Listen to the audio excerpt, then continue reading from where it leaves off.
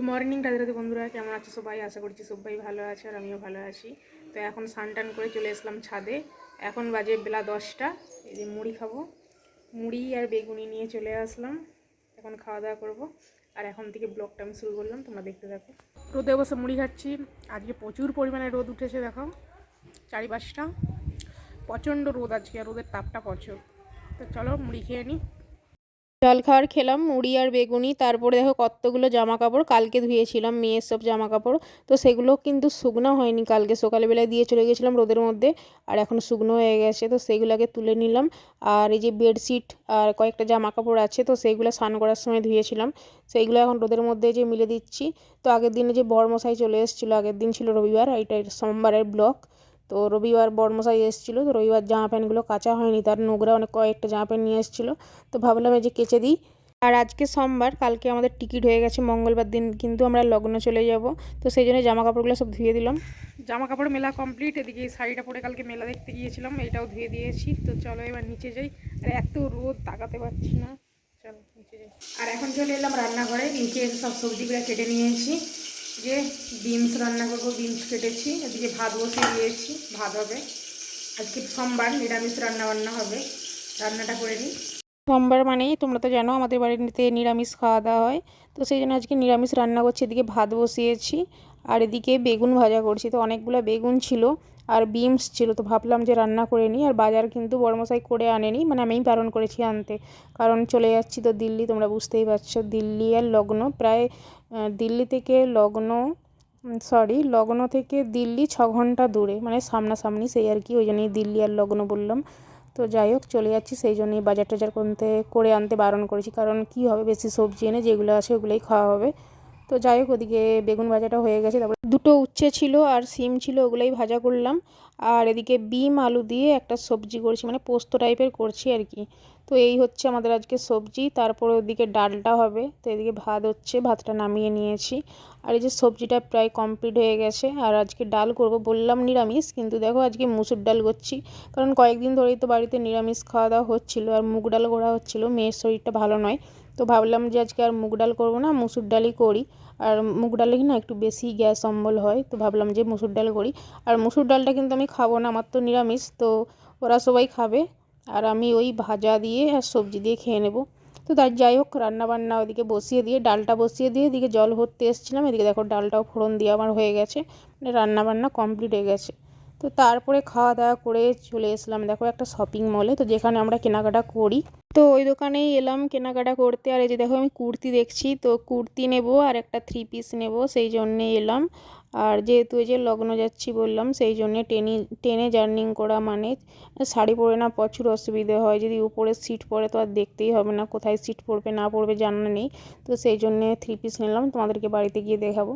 তারপরে চলে গেলাম এই যে পার্লারে, আমার আইব্রোটা না অনেক দিন করা হয়নি, মানে 1 মাসের বেশি হয়ে গেল, তো ভাবলাম যে এসেছি যখন তো আইব্রোটাও করিনি, দেখো কত মোটা হয়ে গেছে, চওড়া হয়ে গেছে, করা হয়নি। তো তারপরে আইব্রো টাইব্রো করে একদম চলে এলাম বাড়ি। বন্ধুরা কেনাকাটা করে বাড়ি চলে এলাম, আর বাড়িতে এসে দেখো এই যে বাড়ির অবস্থা, এক গাদা জামা কাপড় সকালবেলা ধুয়েছিলাম, সব জামা কাপড় কিন্তু পড়ে আছে। তো সেই জামা কাপড়গুলো গুছাই, তারপরে তোমাদেরকে দেখাবো কি কি নিয়ে এনেছি না এনেছি। তো চলো জামা কাপড়গুলো এখন গুছিয়ে নিই। তো এই যে জামা কাপড় গুছানো আমার কমপ্লিট হয়ে গেছে, চলো তোমাদেরকে দেখা এবার কি কিনে এনেছি। তো বন্ধুরা আইব্রো তো করে এসেছি এদিকে, আর আমাদের টিকিট কনফার্ম হয়ে গেছে, কালকে টিকিট। তো কালকে বলতে আমাদের টিকিট কনফার্ম হয়ে গেছে, মঙ্গলবার দিন টিকিট। আর যখন তোমাদেরকে ভিডিওটা পোস্ট করব, তো কদিন পরেই যাবে, তখন আমরা কিন্তু দিল্লি পৌঁছে যাব। তো যেহেতু দিল্লি যাব সেই জন্যে কেনাকাটা করেছি। তো চুড়িদার নিয়েছি, আর ট্রেনে জার্নি করা মানে কাপড় পরে মানে অসুবিধাই হবে, সেই জন্য চুড়িদার নিয়ে আসলাম আজকে কিনে। আমার অতটাও ছিল না, আর আমি কোথাও সেরকম যাইও না যে চুড়িদার আমার থাকবে, সেই জন্য কিনে আনতে হলো। এই যে আমার একটা নাইটি আছে ভালো, তো আর একটা নাইটি নিয়ে আসলাম। আর এটা নিলাম কুর্তি, লেগিংস ছিল তো কুর্তি নিলাম। আর এটা ওড়না নিলাম, ওড়নাটা বাড়ি এসে খুলেছিলাম তাই খোলা হয়ে আছে। আর একটা নিলাম 3 পিস, এটা ভালো কোথাও মানে সেখানে ঘুরতে যাওয়ার জন্য, তো এগুলোই নিয়ে আসলাম। আর কিছু কেনাকাটা করিনি।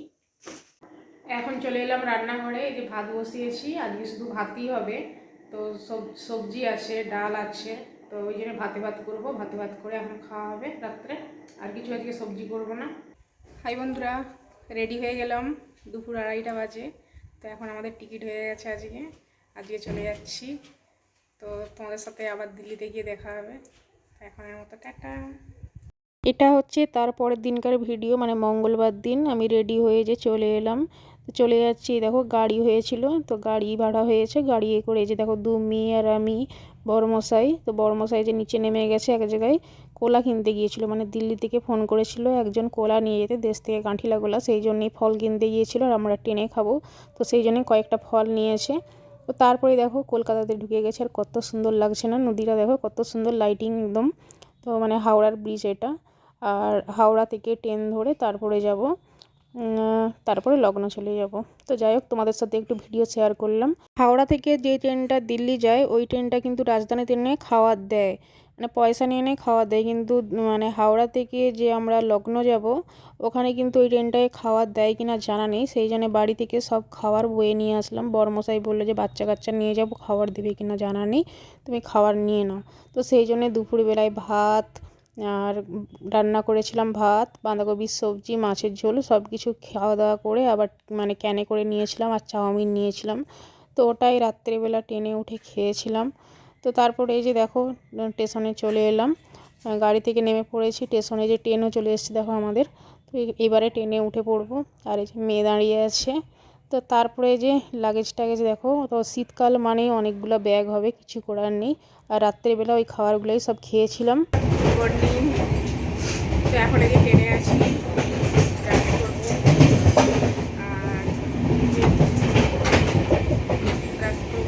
মঙ্গলবার রাত্রে ট্রেনে উঠেছিলাম, তারপরে বুধবার আবার দেখো সকালবেলা হয়ে গেল। তো 3 দিন ধরে আমাকে ভিডিওটা করতে হলো, কি বলো তো, বাচ্চা কাচ্চা নিয়ে এক জায়গা থেকে অন্য জায়গায় যাওয়া, মানে বুঝতেই পারছো যারা মানে ঘরে থাকো, ঘরে থেকে ব্লগ করার কোথাও যাওয়া মানে কতটা কষ্টকর। তো এক জায়গা থেকে অন্য জায়গায় মানে সেট হওয়া অনেকটাই, তো সেই জন্যেই আর কি মানে সমস্ত 3 দিন ধরে ভিডিওটা করলাম, আর ভিডিওটা আজকে পোস্ট করব।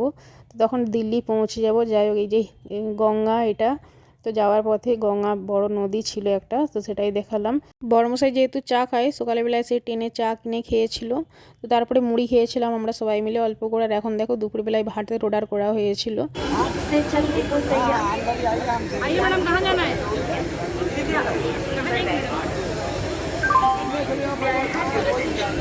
তো তারপরে এই যে ভাত টাত ট্রেনে খেয়ে নিয়েছি, আর এই যে 3:30 বাজে, এখন লগ্নতে নেমে পড়েছি। তো দিল্লি বলছিলাম, সরি ভুল হয়ে গেছে, আমরা কিন্তু লগ্নতেই থাকবো, দিল্লি যাব পরে ঘুরতে যদি সময় পাই। আর তোমাদের সাথে সমস্ত ভিডিও শেয়ার করব, তোমরা দেখতে থাকো। তো টাটা।